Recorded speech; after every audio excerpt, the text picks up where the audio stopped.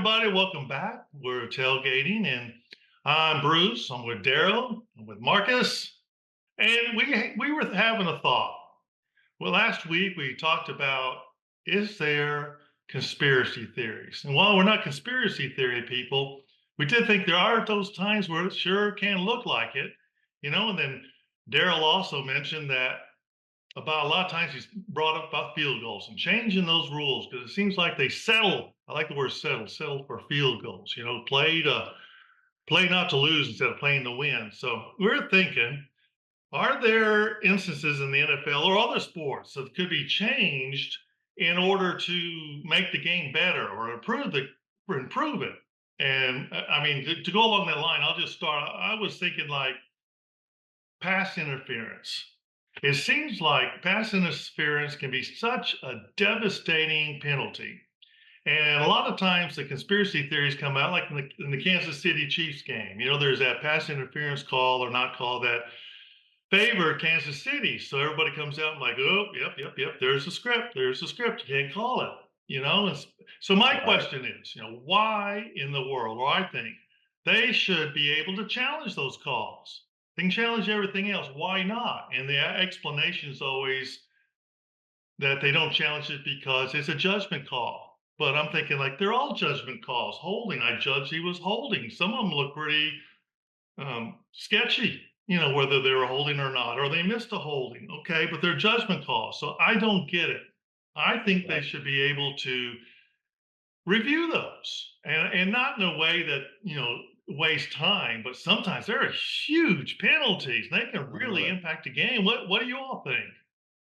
I think, the thing about reviewing them is that you're right. It's time consuming. I mean, we'd stop every pass play to try to see if someone was interfered with. But, you know, it's interesting because it seems like every other play is pass interference. It is. And, I mean, and the thing is, the rule is obvious. You cannot interfere with the person with the whether you're the defender or you're the receiver. You cannot interfere with that person when the ball is coming in the direction of the direct play. Okay, so if we're going to review it, okay, it should be clear. Okay, did he hold his arm and he couldn't extend his arm to make the catch? Did he make contact with him, start the tackle before the ball even got to his hands? Okay, yeah, those things are pretty simple. Those things are pretty easy. But I mean, we're gonna be sitting there all day watching one game with reviews. So it has to be some kind of way that we can make this better, other than the fact that these $1 million players can go to some type of training to learn how to not interfere. Because Right. every single play, for every single play, it's clearly pass interference. We're sitting there watching it, and the defender's Yeah, going, I didn't do nothing. I didn't do it. What are you right. talking about? It's like, bro, obviously you don't know what pass interference is.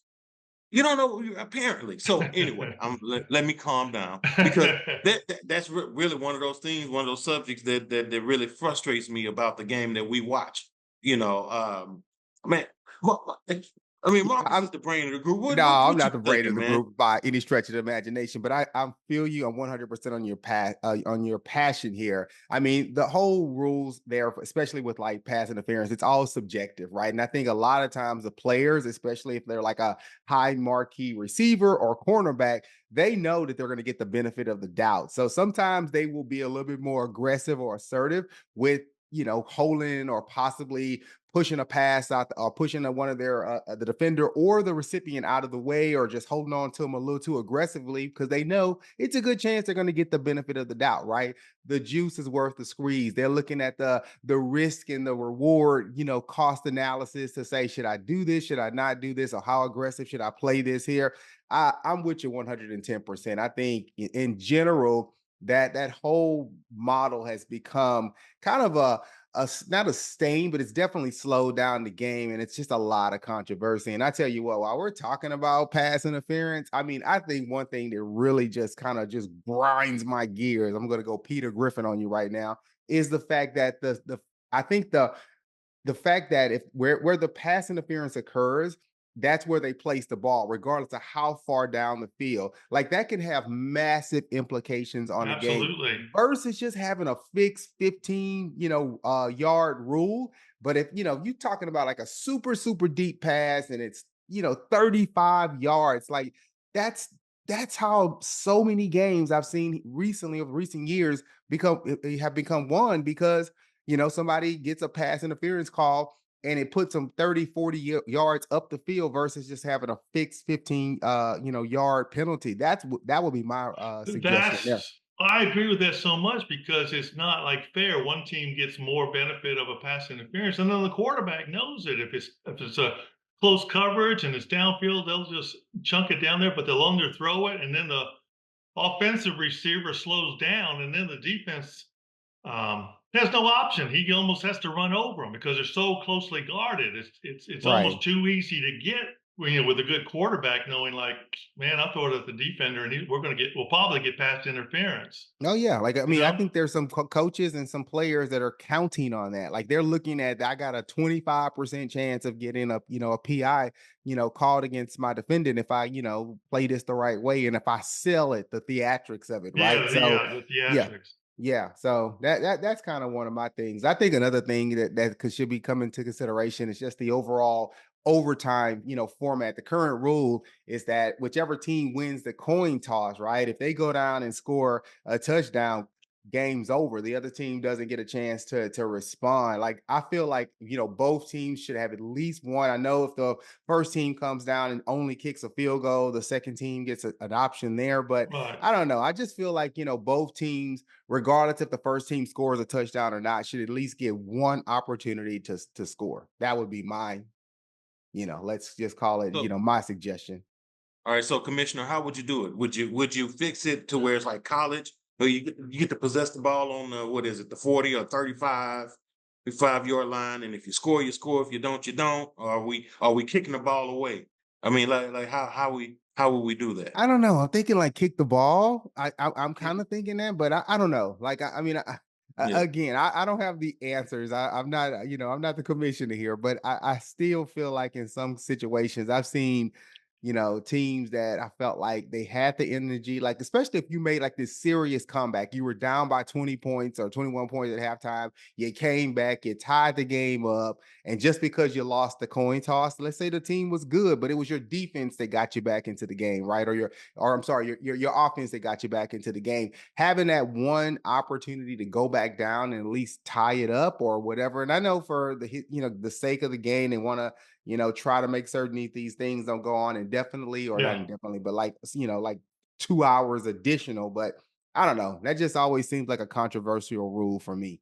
Well, you have a good Yeah. point too, because like a lot of times, they always say the defense gets more tired than the offense. So your point being that both gets a try, because if you happen to win the coin toss, you get to receive it, then maybe the advantage is on your side because you'll play with more urgency, of course. But if the defense isn't fresh, um, that would give you an advantage. So you have a good point.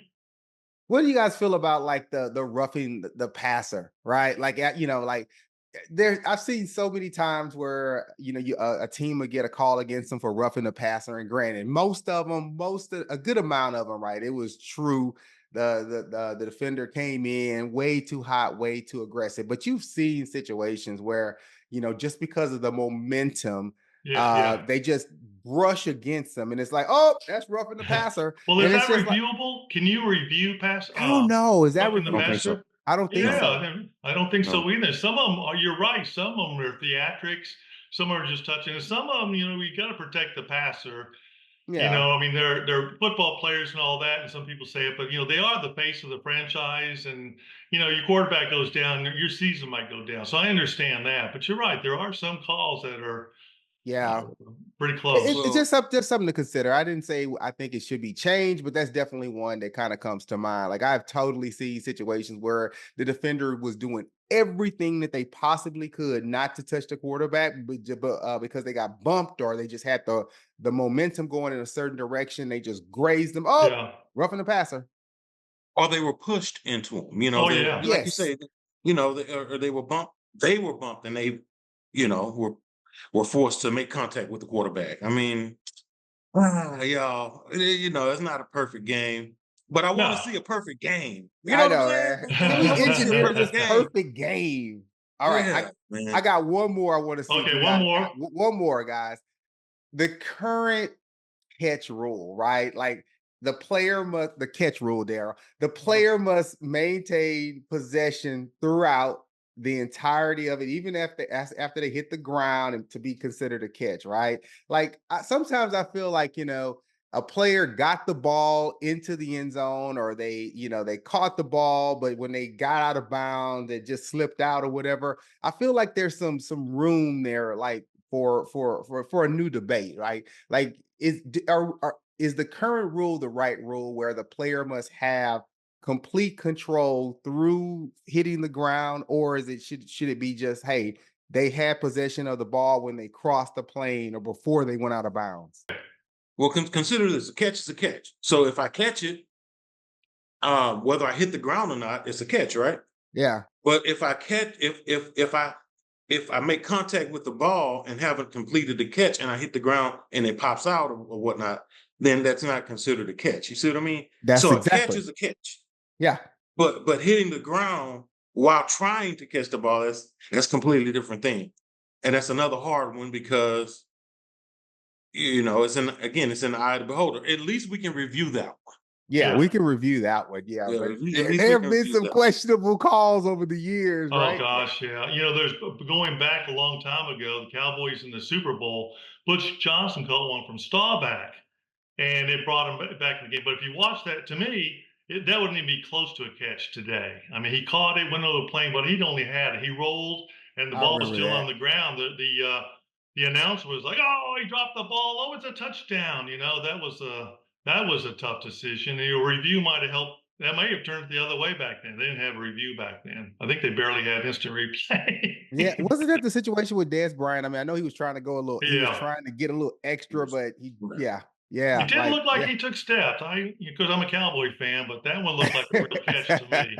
And that's sometimes too where I think possibly the technology of instant replay maybe has gone too far because it's like Daryl said, a catch is a catch, and sometimes instinct is correct. That was a catch. That's not a catch. But then they slow it down to so slow they can see that ball just kind of one grain of the football kind of moved, and all of a sudden, nope, incomplete.